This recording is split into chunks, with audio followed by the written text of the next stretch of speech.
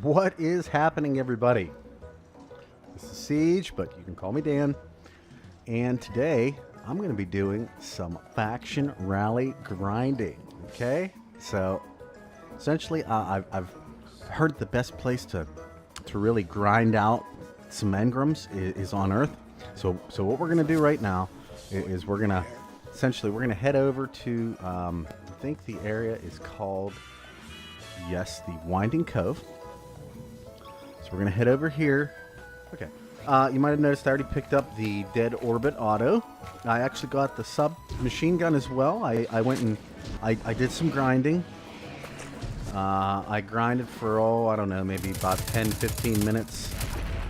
And they got a new system in the game. It's brand new.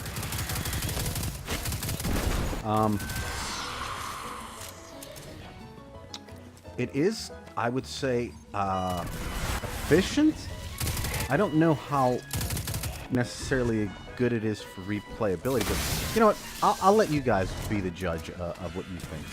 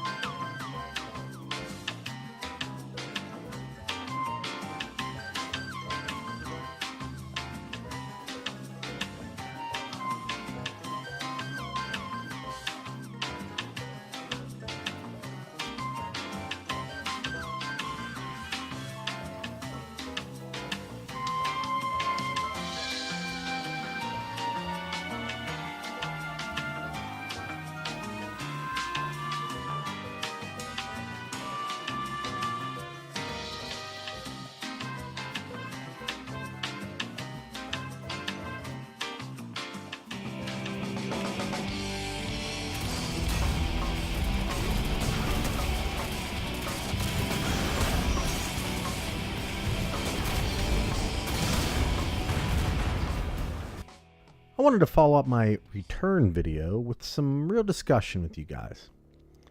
Now, many of you originally subscribed to this channel for Destiny information, be that for the game's lore or to get a bit more insight on the functionality of the game regarding weapons, armor, character builds, or what have you.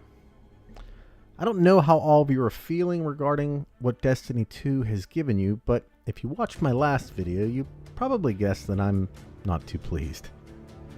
Now, I'd love to get a discussion going in, say, the comments section, as I would like to gauge your perspective on what you've played so far and how it's affecting you, so make sure you leave me a note telling me what you think below. I purposely kept my hopes low so that I wouldn't have been disappointed, and even then, I have to say this game is worse than I expected. I visited the Destiny forums recently, and it's a complete shit show, with every trending thread about the game's deficiencies at this point. Nothing else, it's keeping the nerf this, nerf that crowd to a minimum, so I suppose that's a positive. But if you are watching this right now, which I guess you are, then you should know exactly how I feel about it, because obviously my future content will most assuredly reflect my current attitude, which is potentially going to turn a lot of you off. I've said it before and I'll say it again. If you're having fun, don't worry about my opinion, because in the grand scheme of things, it doesn't mean anything. Continue playing and don't let me get in the way. Keep having fun. However, in today's video, I want to be forthcoming about what I'll be posting in the future. At the present, for me at least, the game isn't even playable.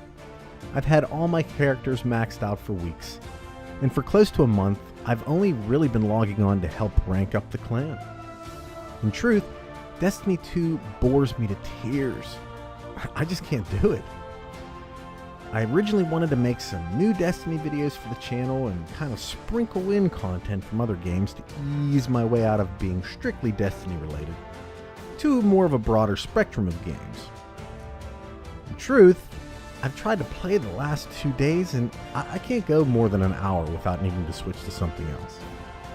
It really sucks saying that too, because I spent so much time with Destiny and really appreciated what the franchise was trying to do, at least in my opinion, something I'd never experienced from any other game.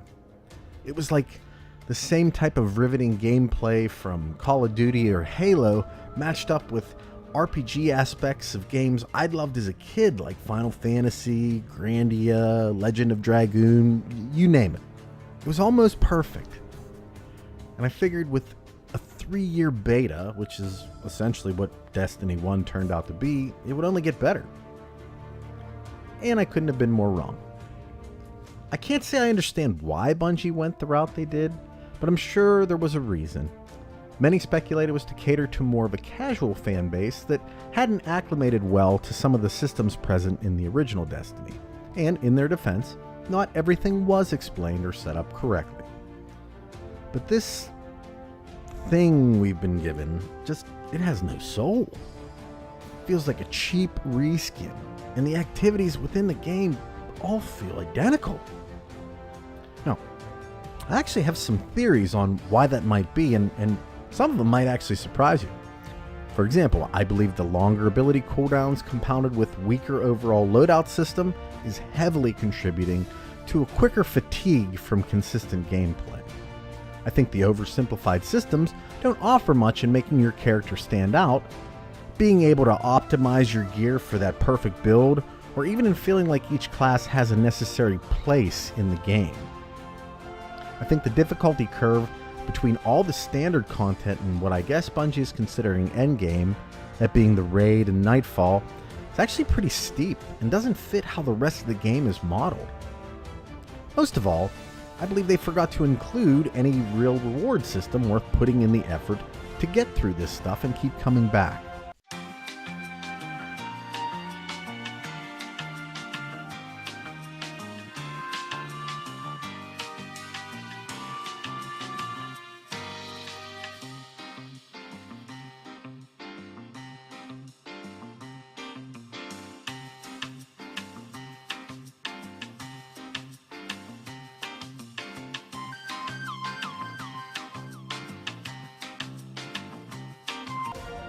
There are other problems as well, too.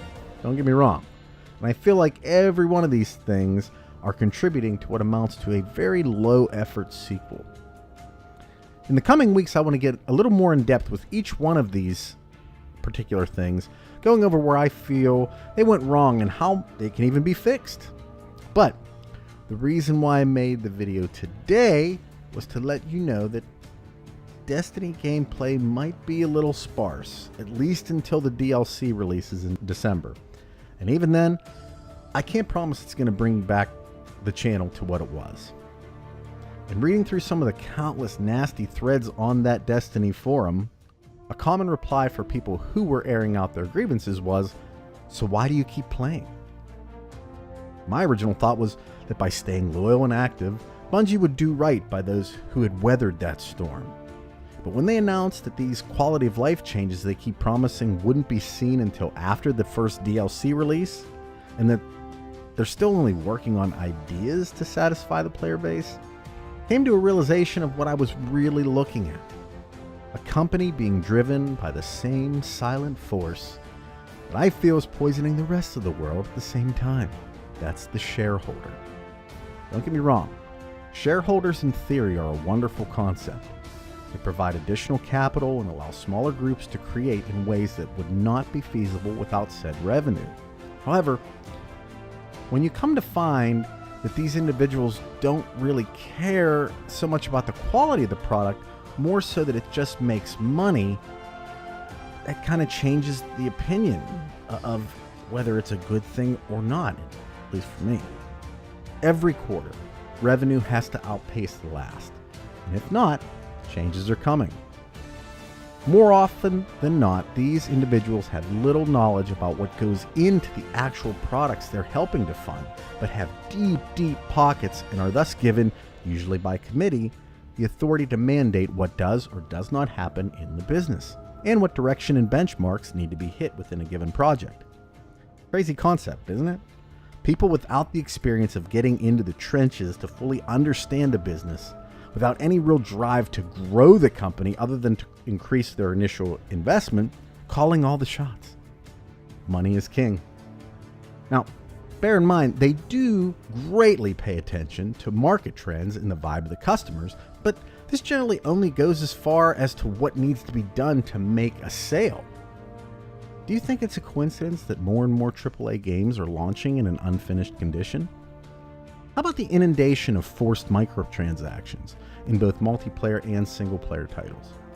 And let's not forget the games as a service model, which amounts to much more money for one game versus having to create multiple titles in the past to achieve similar numbers.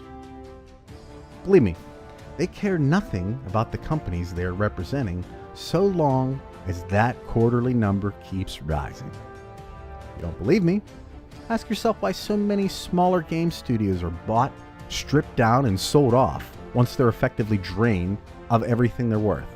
Visceral Games, Eidos Interactive.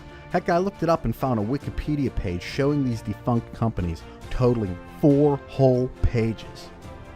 Now that Respawn Entertainment, the creator of Titanfall, was recently purchased by EA, what do you think Titanfall 3 is going to be like? How long do you think it'll be until Respawn joins the list of scrapped game developers I spoke of earlier? Getting back to my original point, I'm only going to play as much Destiny as I need to for this channel, and that's not going to be much. I'm not going to complain, only to keep going back. I'd be a hypocrite if I did. So, in closing, I haven't set up on an uploading schedule, if you will, mainly because much of the new content that I want to do, I'm still not completely sure how long these videos are going to take, what's going to need to go into them. The only thing I do know is that there's a mountain of new stuff that I'd love to cover, and I hope you decide to come along for the ride. Destiny needs to make some serious changes to get me back on board. I figured I owed it to you to at least talk about that a little bit.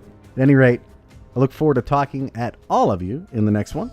So keep an eye out for the next video. Have a great day and take care all. Bye.